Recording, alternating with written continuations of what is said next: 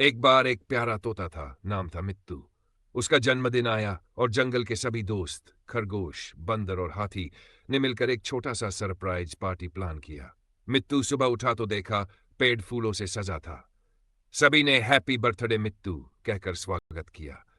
Cake आम और मिर्च का बना था, मित्तू की पसंद।